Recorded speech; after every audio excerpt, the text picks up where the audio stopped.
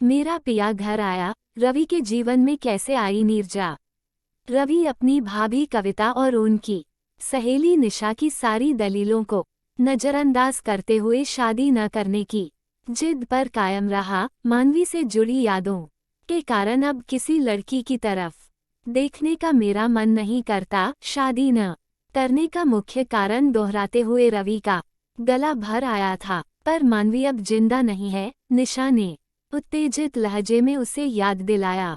जिंदगी में हुए किसी एक हादसे के कारण इंसान को अपनी जीवनधारा को रोक नहीं देना चाहिए। मैं मानवी की यादों के सहारे सारा जीवन गुजारने का फैसला कर चुका हूँ। निशा भाभी कविता ने एकाएक नियंत्रण खो दिया और गुस्से से भरी आवाज में अपनी सहेली से कहा, निशा, इन जनाब के साथ मगज मारने से कोई फायदा नहीं।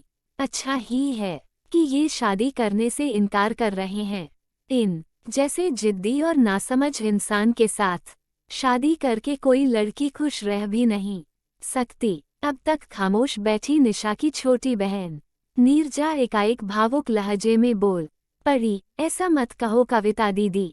इन जैसे संवेदनशील इंसान की जीवन संगिनी बनकर कोई भी लड़की खुद पर गर्व करेगी। निशा और कविता को उसका शर्माते लजाते अंदाज में अपनी बात कहने का ये ढंग हैरान कर गया।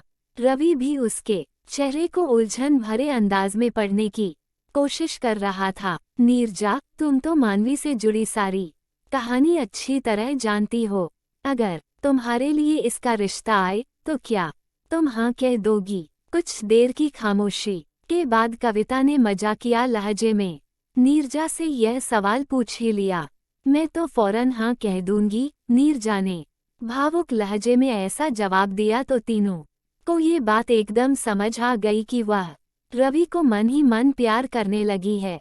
वाक्य पूरा नहीं करने दिया। नीरजा, तुम उस घमंडी इंसान के साथ कभी खुश नहीं रह सकोगी तो आप क्यों परेशान हो रहे हैं? गुस्सा करना भूलकर नीरजा एकदम से रोआसी हो उठी। कविता ने भी चुभते लहजे में अपने देवर को डांटा, ये बिल्कुल ठीक कह रही है।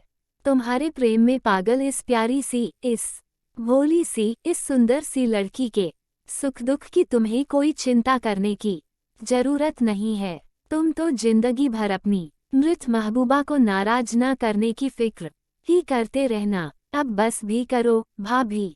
आप सब लोगों के ताने सुन सुन कर मैं इतना तंग आ गया हूँ कि मुझे नीरजा से शादी करना मंजूर है। रवि की इस घोषणा को सुन नीरजा के अलावा वहां उपस्थित हर इंसान तालियां बजा उठा। सबकी नजरों का केंद्र बन गई नीरजा ने उदास लहजे में अपने मन की बात कही। शादी के मामले में मुझे इनकी दया या एहसान नहीं चाहिए। ऐसी शादी करने का क्या फायदा कि इनके सामने मैं रहूं पर ये मानवी के विचारों में खोए रहें। पहले तुम ही शादी करने को मेरे पीछे हाथ धो कर पड़ी हुई थी तो अब क्यों इनकार कर रही हो? रवि ने उसके पास आकर मुस्कुराते हुए पूछा, मुझे लगता है कि मेरे साथ शादी करने का फैसला आपने खुश होकर नहीं किया है। मेरे मन में क्या है अब ये भी तुम बताओगी? मुझे ही क्या, ये तो सबको पता है कि आपके दिलो दिमाग पर मानवी का कब्जा है। तो तुम्हारे साथ साथ और सब भी कान खोल कर सुन लो कि मानवी ने ही मुझे तुमसे शादी करने की इजाजत दी है। रवि ने अपना पस खोलकर सबको दिखाया। पस में अब तक मानवी का फोटो सभी ने लगा देखा था, पर इस वक्त वहां नीरजा की तस्वीर लगी नजर आई। एकाएक बेहद भावुक होकर रवि नीरजा से बोला, मानवी ने ही कल रात मुझे देर तक समझाया कि अब से तुम मेरे सुख दुख का ख्याल रखोगी। कल रात के बाद से मैं आंखें बंद करता हूँ तो उसकी जगह अब मुझे तुम नजर आती हो। मुझसे शादी न करके क्या तुम मानवी को कष्ट पहुँचाना चाहोगी? मैं भला ऐसा गलत काम क्यों करूँगी?